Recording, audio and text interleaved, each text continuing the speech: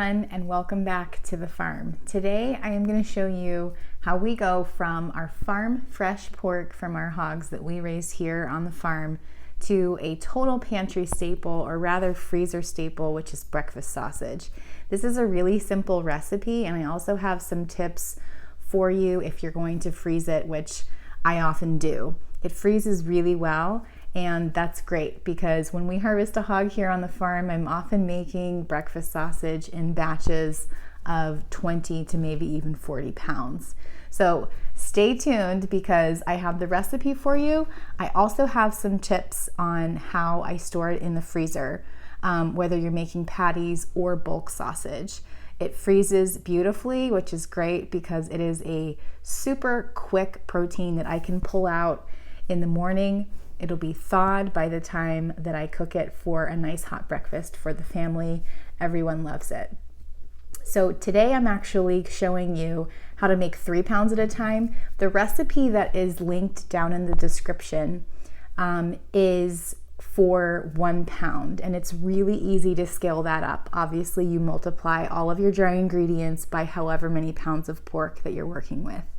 Breakfast sausage is wonderful in that it's usually pretty fatty, which is what makes it tasty. So we're going to take all the guesswork out of that. Today I'm working with a pork shoulder or a pork butt. Sometimes it's called. It's from the shoulder of the pig. And ideally breakfast sausage is somewhere between 20 and 25% fat. The nice thing about a pork shoulder is that it's pretty much in that range already. So I actually pulled out a giant pork shoulder to make pulled pork the other night for our family, but it was so big and I knew we weren't going to eat that much. So I cut off some to make breakfast sausage because we were running low on that, and sent it through the grinder, first on a coarse grind and then a fine grind, and then that gave me 3 pounds of ground pork to work with.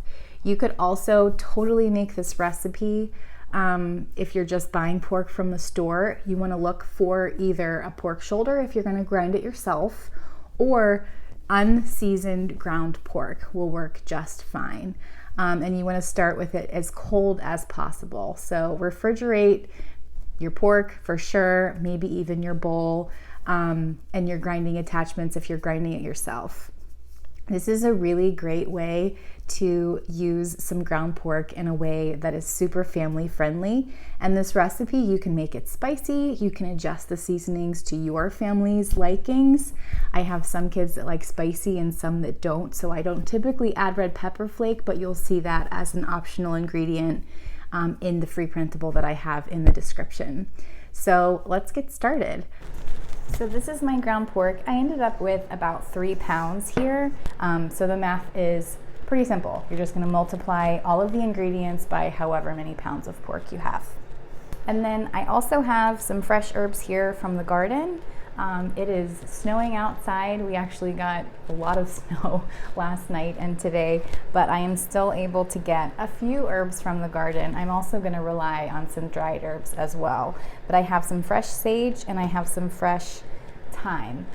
The recipe in the description also includes variations for if you don't have fresh herbs. You can use the amounts listed for dry herbs if you have those in your cabinet. But if you've never made sausage with fresh herbs before, it really is that much better. So I encourage you to do that. So the first thing I'm going to do is just chop up my herbs here. Per pound of ground pork, I want 1 tablespoon of fresh sage and about 3/4 of a teaspoon of fresh thyme. So I'm going to get to work on prepping those herbs, and then we'll measure everything out and mix it together. So now I'm just going to put all of my fresh herbs in a bowl. This is just the sage and the thyme. Now I'm going to add 1 teaspoon of salt per pound. So I'm going to add 3. Okay, next we're going to add some garlic salt. I need 1/4 of a teaspoon of garlic salt per pound. So that's 3/4 for 3 pounds. Then we're going to do 1/2 teaspoon of parsley per pound. 1, 2, 3. Next is 1/4 teaspoon of pepper per pound.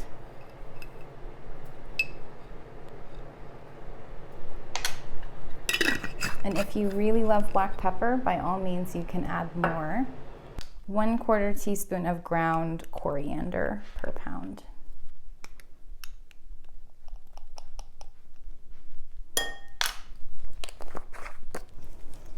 And 1/8 of a teaspoon of oregano. Oregano is one of those herbs that once you get it going in your garden, it's never going to stop and it'll just overtake everything. I started oregano 5 years ago in the garden and it's kind of ridiculous how much of it I have now. So now I'm going to take my bowl and just mix it together really well. It's better to mix it in a bowl before adding it to the pork, otherwise it's harder to incorporate. And you'll get a bite that's really salty and a bite that has a lot of sage in it, and it's just not as good. So once that's really well mixed, we're gonna add it to our pork. So this is a fine ground pork that I just ground this morning, and I'm gonna sprinkle half of the herbs on top. And the best tool for this is clean hands. I'm gonna take my ring off and get in there and really mix it well. And I just add half because then I can go in and add the other half to kind of the bottom. And I feel like it just is a little bit more evenly distributed.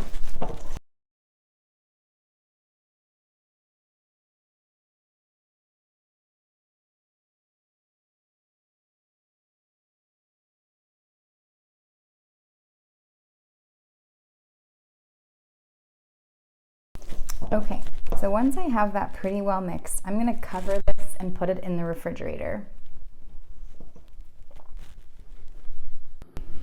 At this point, it's a really great time to make a little tester patty. I've made this a lot of times, so I know what my family likes, but if you need to adjust the seasonings at this point, it's a great time to do it before you package a large quantity.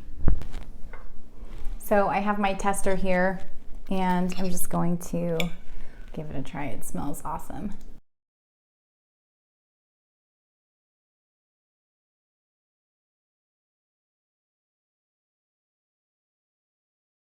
It's so good. It has so much more flavor than just regular store-bought breakfast sausage. I could probably eat the whole pound. Now I want to show you how I package this for the freezer, especially since we are normally making really large quantities. I am a really big fan of freezer bags, as you can see, because they freeze flat and I can stack them. They're super space efficient. They also defrost really quickly if I need a quick meal. So I just label the freezer bag and portion out however much I want for my family. That's usually about 1.5 pounds, which is about half of the 3 pounds that I made today. So I'm going to put 1.5 pounds in the freezer bag here. And then we're just going to take out as much of the air as possible and pack it flat and freeze it.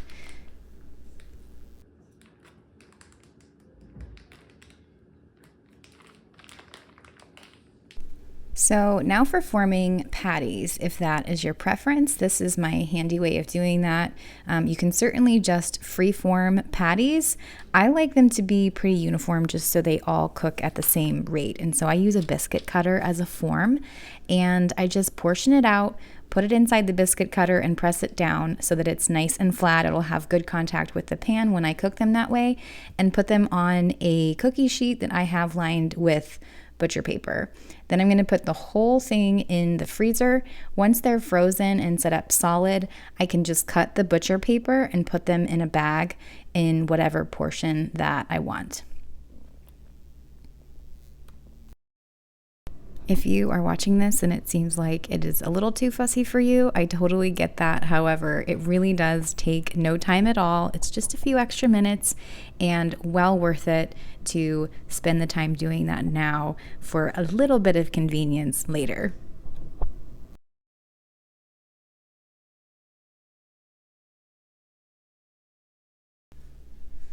Here they are packaged up. This is about 1.5 pounds, which equaled 7 patties for me. These are pretty big. That's how we prefer them. And into the freezer they go.